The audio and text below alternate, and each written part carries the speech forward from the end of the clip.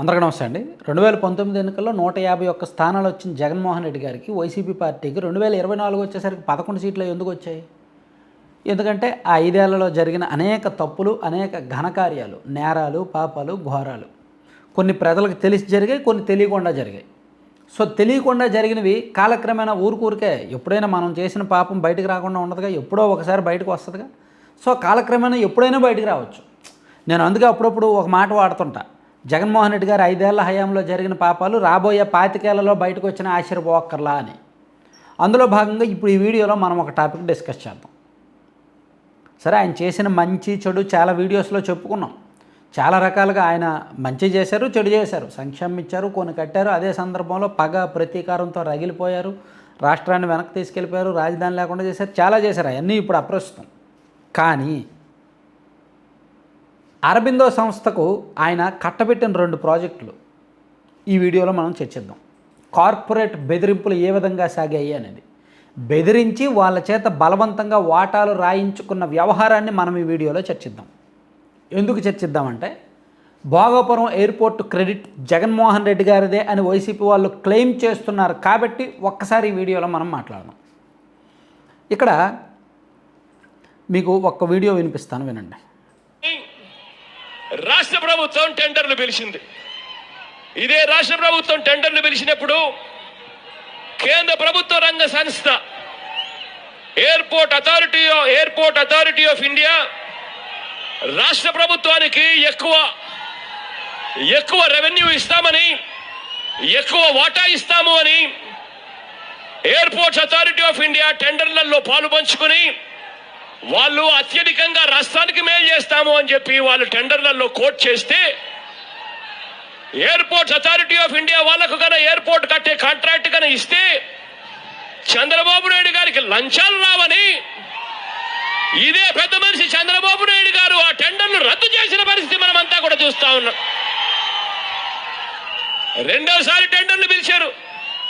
ఆ రెండోసారి టెండర్లు పిలిచిన దాంట్లో మళ్ళీ మీ భాష ఎందుకు ఇదే భోగాపురం ఎయిర్పోర్ట్లో సో అక్కడ చంద్రబాబు గారి బినామీ జిఎంఆర్కు ఇచ్చారు అని జగన్మోహన్ రెడ్డి గారు చెప్పారు. అది ఒకసారి వినిపిస్తాం. ఉన్న విశాఖపట్నం ఎయిర్పోర్ట్ కార్యక్రమం చేద్దాం, ఎట్టి పరిస్థితుల్లోనూ భూములు పోకుండా చేస్తాం. రానున్న మన రోజులు 3 ఏళ్లలో చంద్రబాబు నాయుడు గారి ప్రభుత్వం పడిపోతుంది. చంద్రబాబు నాయుడు గారు బంగాళాఖాతంలో పడే రోజు త్వరలోనే వస్తుంది. వచ్చేది మన ప్రభుత్వం. మళ్ళీ మీ భూములన్నీ కూడా తిరిగి మీకు వెనక్కిస్తామని చెప్పి మాత్రం గట్టిగా మీ అందరికీ హామీ ఇస్తూ చెప్తా ఉన్నాం. చంద్రబాబు నాయుడు గారికి లంచాలు రావని ఇదే పెద్ద మనిషి చంద్రబాబు నాయుడు గారు ఆ టెండర్ను రద్దు చేసిన పరిస్థితి మనమంతా కూడా చూస్తా ఉన్నాం.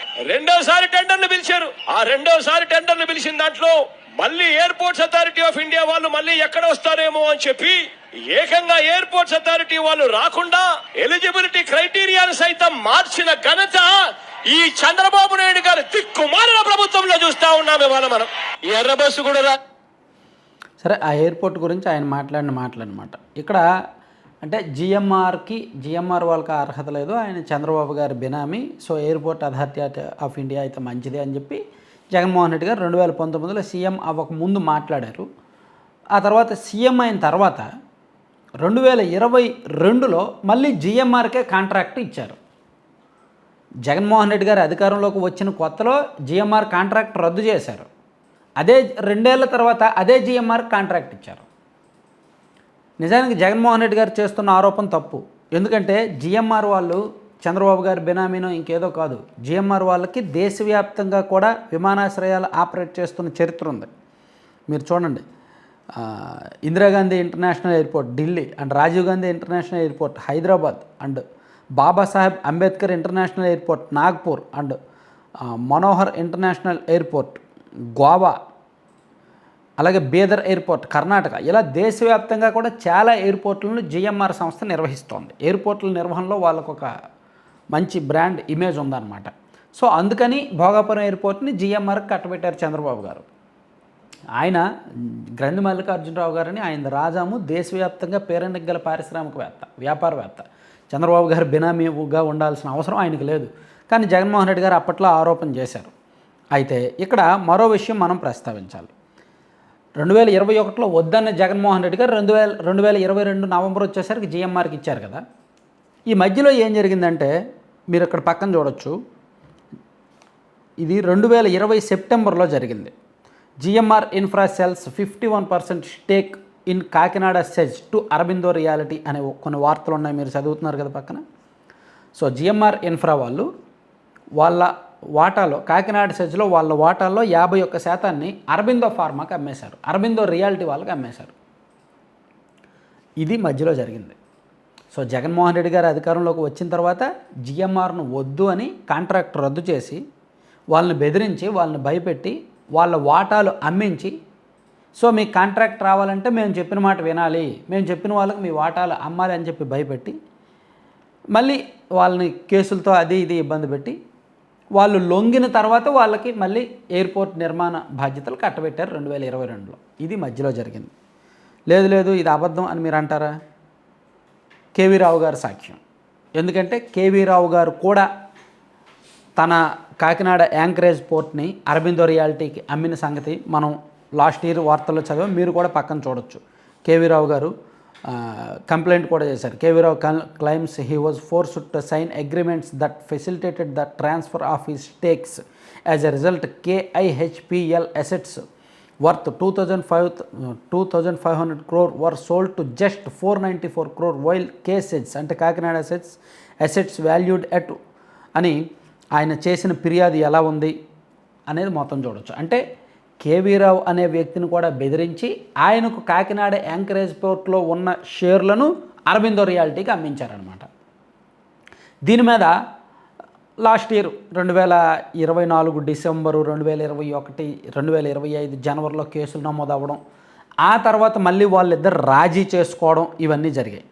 చూడండి, కేవీ రావు ఫిర్యాదు చేశారు. ఫిర్యాదు చేసిన తర్వాత లాస్ట్ ఇయర్ రాజీ, ఆ ఫిర్యాదు జరిగిన 2 నెలల్లోనే సిఐడి రంగంలోకి దిగింది. సిఐడి ఈ పెద్ద పెద్ద సంస్థల రంగంలోకి దిగడంతో విజయసాయి రెడ్డి గారు బాబు వద్దు, మా అరబిందో రియాలిటీ చిన్న సంస్థ, దాని జోలికి మీరు ఎవరు రావద్దు, నేను వైసీపీ నుంచి బయటకు వచ్చేస్తాను, ఆ సంస్థను కాపాడండి, దాని ఆర్థిక మూలాలు కాపాడండి అని చెప్పి బయటకు వచ్చేసి బీజేపీ వాళ్ళతో కొంచెం ఒప్పందం కుదుర్చుకొని రాజీకి వెళ్ళి కేవీ రావుతో రాజీ చేసుకొని కేవీ రావుకి మళ్ళీ వెనక్కి ఇచ్చారు. అవి కూడా మీరు చూడొచ్చు. KV Rao trying to get back his cases shares, KV Rao set to reclaim shares in Kakinada port అనే వార్తలు కూడా చూడొచ్చు. అంటే వైసీపీ ఉన్నప్పుడు అమ్మేశారు, మళ్ళీ కూటమి గవర్నమెంట్ వచ్చాక కేవీ రావు గారికి కాకినాడ పోర్టు చేతికి వెళ్ళిపోయింది. అంటే ఇక్కడ 2 ఉదాహరణలు. కేవీ రావు గారి చేతుల్లో ఉన్న కాకినాడ పోర్టును లాక్కున్నారు, జిఎంఆర్ చేతుల్లో ఉన్న కాకినాడ సెజ్ని లాక్కున్నారు. ఈ 2 కూడా అరబిందో రియాలిటీకి వెళ్ళాయి. అరబిందో రియాలిటీ అంటే విజయసాయి రెడ్డి గారి అల్లుళ్ళ సంస్థ. విజయసాయి రెడ్డి గారు అంటే వైసీపీ జగన్మోహన్ రెడ్డి గారి మనిషి. అంటే వైసీపీ అధికారంలో ఉన్నప్పుడు కార్పొరేట్ పెద్ద పెద్ద సంస్థలను బెదిరించి ఏ విధంగా రాయించుకున్నారు వాళ్ళ వ్యాపారాల్లో వాటాలు అనేదానికి ఇవి ఉదాహరణలు. మరి ఇవి సామాన్యులకు అర్థం కాని కార్పొరేట్ డీలింగ్స్. నిజంగా సామాన్యులకి ఇవన్నీ అర్థమైతే జగన్మోహన్ రెడ్డి గారికి ఎందుకు ఓటేస్తారు? అసలు సామాన్యులకి ఇవే కాదు, 2006 నుంచి 2009 మధ్యలో జరిగినవి కూడా అర్థం కాదు.